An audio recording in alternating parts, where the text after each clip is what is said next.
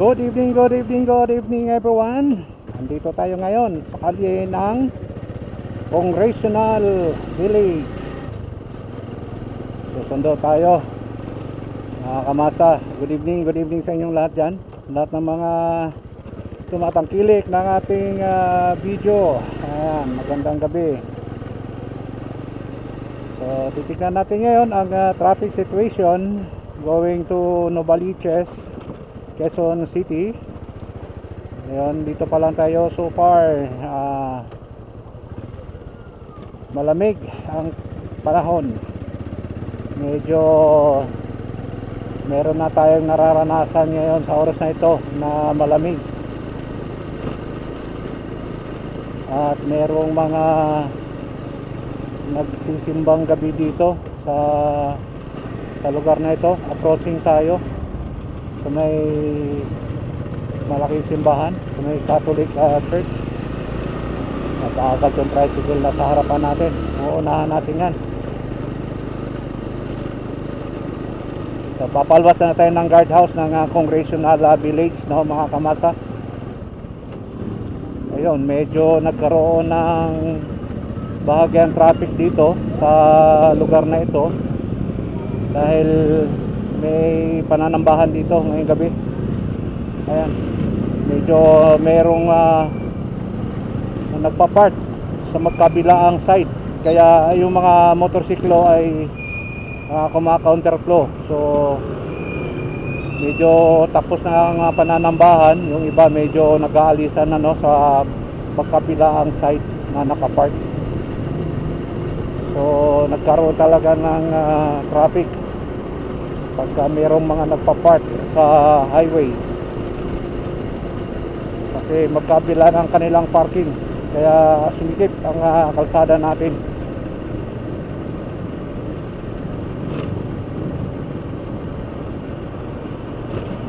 Okay, papalabas pa lang tayo ng Bicas Market, no, mga kamasa. And dito sa lugar na to meron na ring dali rito, no, napakarami nang itinatayo mga dali ngayon kung saan lugar tumutubo na lang.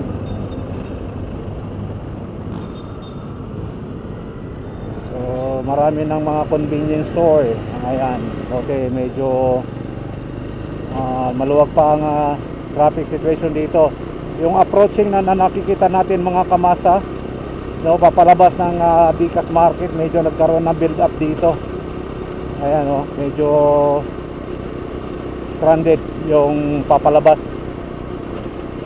At sa oras na ito, rush hour, kaya medyo mabigat ang daloy ng traffic natin ngayong gabi. Ang oras natin ay 7:20 ng gabi. So dito tayo, iwas tayo, no? Iwas tayo dyan dahil medyo nagkaroon ng bara.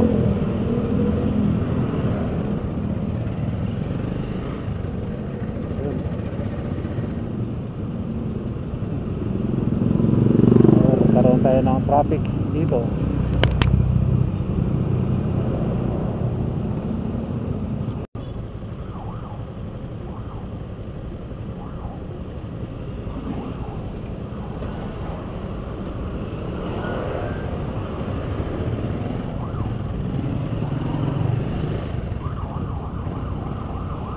Medyo kumaka-counterflow tayo, no, mga kamasa, kasi talaga napakahirap.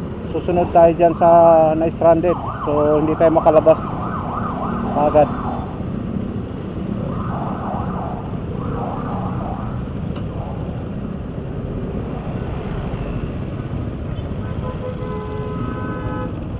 So pati yung pakanan, ano, binarahan, kaya hindi tayo makadiretso dito.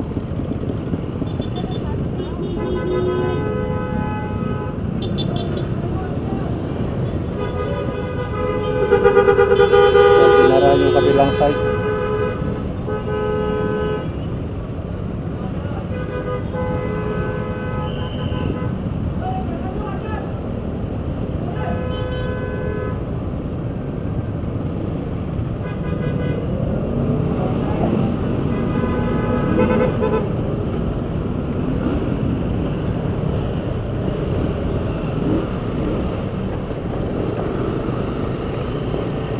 Nag-iinit na ng ulo yung mga rider.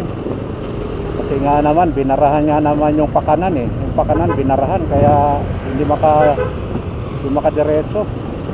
Over counterflow na yung ang ating northbound.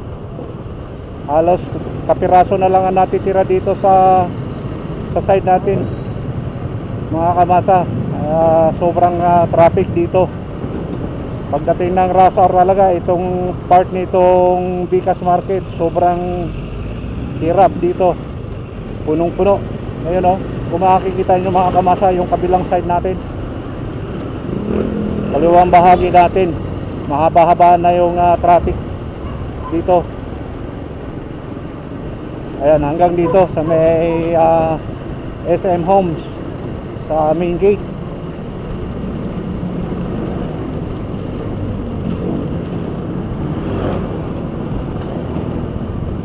Ayan, isa pa itong Iglesia ni Cristo dito nagkokos din minsan ng traffic ng mga ito dahil nasa kalsada na rin yung parking nila.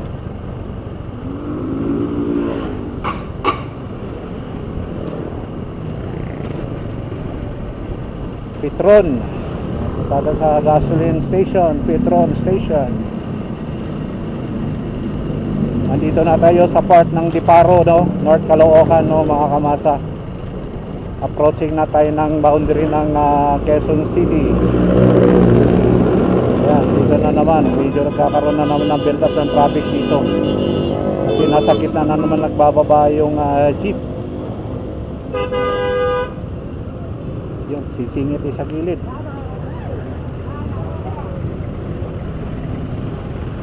Yun, pinasa yung pasahero, kaya lang nasa gitna yung dalawang jeep. Kaya sumingit sa kanan. Yun, nakalusot tayo. Minsan yung mga jeepney driver talagang pasaway sa kalsada. Alam na nga nila yung area na yon na laging may traffic. Pinasa yung pasahero ng isang jeep, nasa gitna sila magkatabi. Kaya walang makadaan, naharangan nila yung buong kalsada.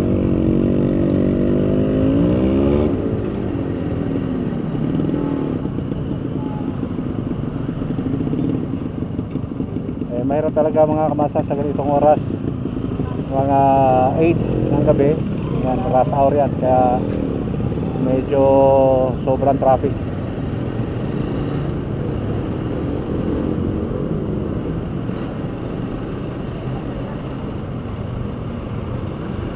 Ito na tayo, approaching na tayo ng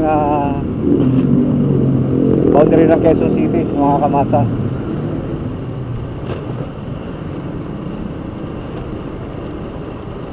Ayan yung pinaka boundary. Ayan Machites Barbers. Ayan ang boundary ng Caloocan, Quezon City. Ayan, medyo maluwag pa. Medyo maluwag dito. Dito tayo sa area ng San Agustin, Novaliches, Quezon City. So approaching naman tayo ng Bisling of the Philippines, College School. Labasan din ngayon ng mga estudyante, kaya marami ring mga estudyante ngayon na naglalakad sa kalye naman, mga kabasa. Kaya yun din yung nagko-cause ng traffic din dito sa malapit sa Novaliches proper.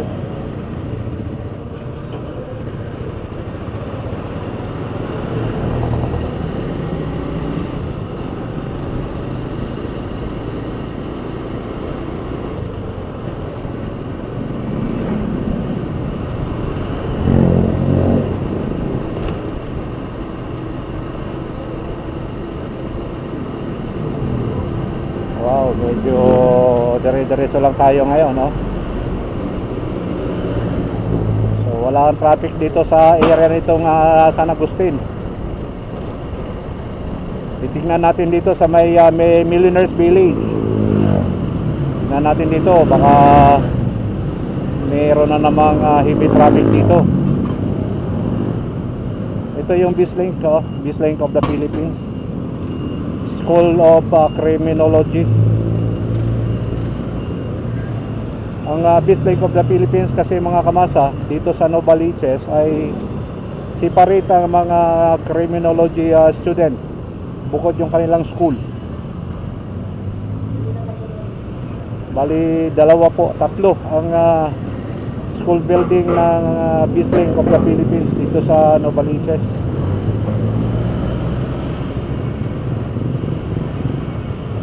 Ito naman Astro gas station, retail station sa kaliwa.